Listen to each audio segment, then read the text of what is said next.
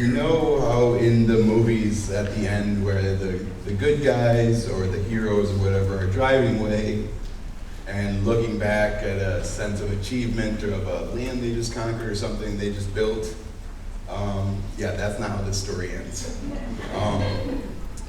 In 2017, I had a rough 30-day stretch. I lost/gave up my job at the family business that I'd been with for 20 years.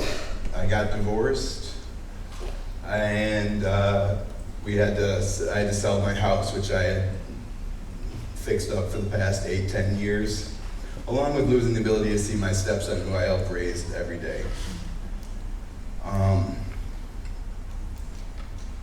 Yeah, I know what you're probably thinking. This guy kind of must have had the pick of his litter to choose which failure to choose. And yes, I had some options to choose on what story to tell. So here I was, an emotionally, we'll be nice and call it ignorant, raging alcoholic addict with no family, no job, and 50 grand cash in his pocket from selling his house. Quite the recipe for a massive shit sandwich. My best friend lived in Chicago. He knows me, well, at that time he probably knew me better than I knew myself. He saw these things coming together and knew it wasn't going to be any good. So he reached out to me and he says, "Hey man, I know you got some money from selling your house." He's like, "I just started this little side venture in, of all things, title insurance in Chicago." He's like, "I had a partner, he kind of bailed." He's like, "Why don't you come down here and live with me? I won't charge you rent, you live with me, you can just put in sweat equity and we'll be equal partners in this venture." I thought, it was a great idea. I went to my go-to motto for my whole adult life, which sure, I don't know much about title insurance. I don't know anything about title insurance. I have 20 years in food service under my belt, and I bought one house, and that was with a loan from my grandpa, so I don't even think I ever had title insurance. But sure, I'll figure this out. But what I failed to realize at that time was that my standards for figuring things out had decreased pretty steadily over the years. Anywho, I decided to give it a try. And this is where I really wanted to just tell you guys about the failure that is the title insurance industry in the state of Illinois.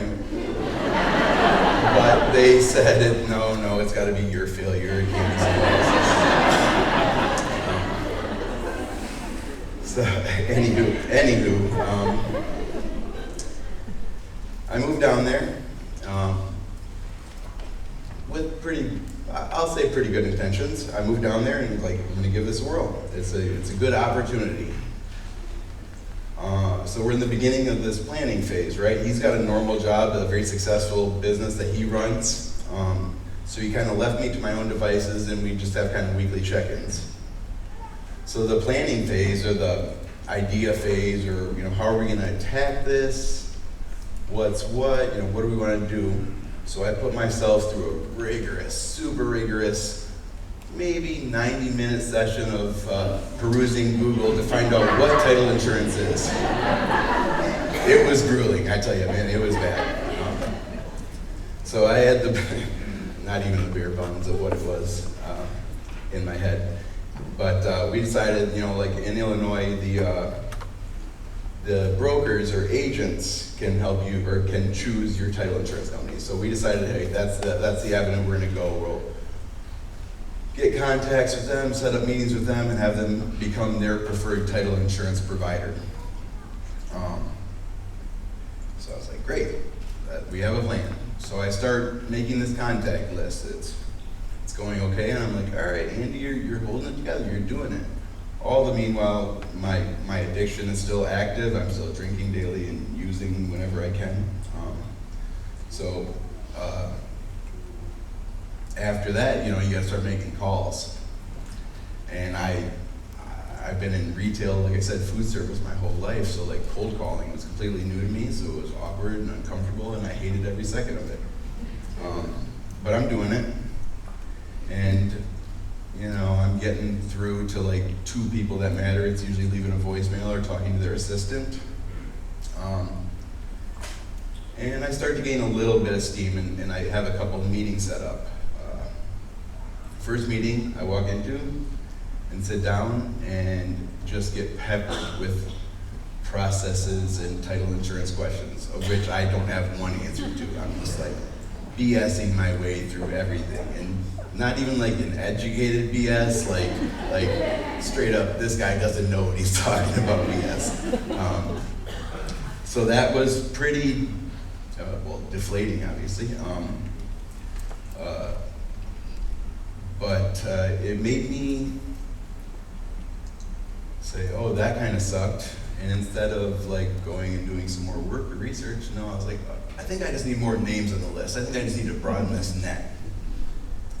So that's just what I kept going to. Meanwhile, my roommate / business partner / best friend is like, how's it going out there? What happened today? And I'm like, oh, it's going good. I think we just need to go this angle now or this angle now. Not ever telling him the whole truth of like, yeah, I'm out of my league here.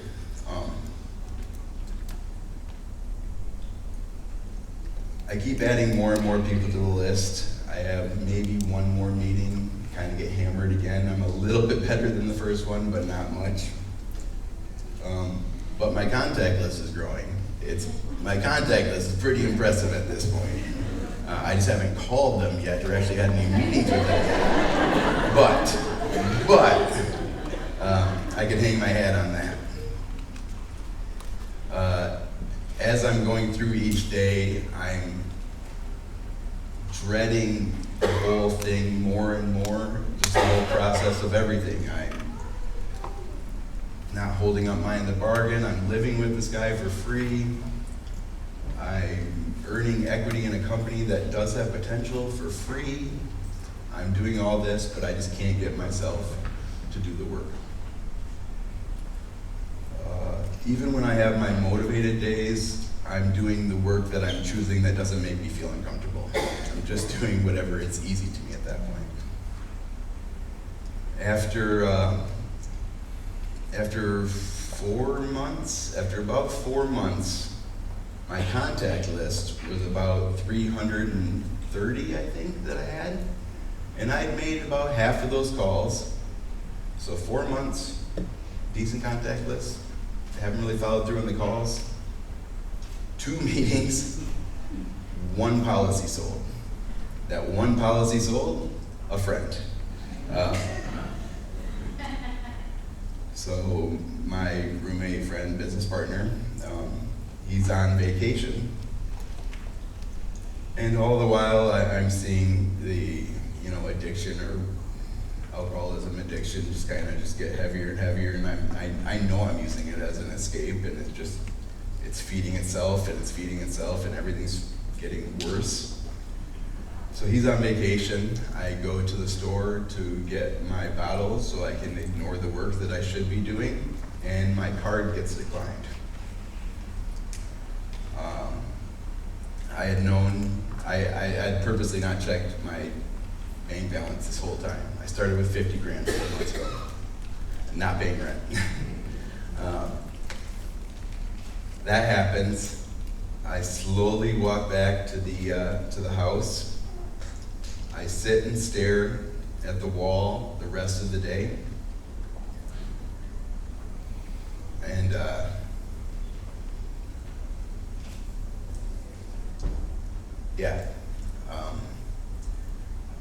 the next morning, my brother and sister came and picked me up. So as I'm having my end of the movie moment and looking out the back window of my brother's truck, instead of having that, wow, you crushed it, or you took the city on and crushed it, or anything like that, I had the thoughts of abusing abusing a more than generous offer from a friend, a missed business opportunity,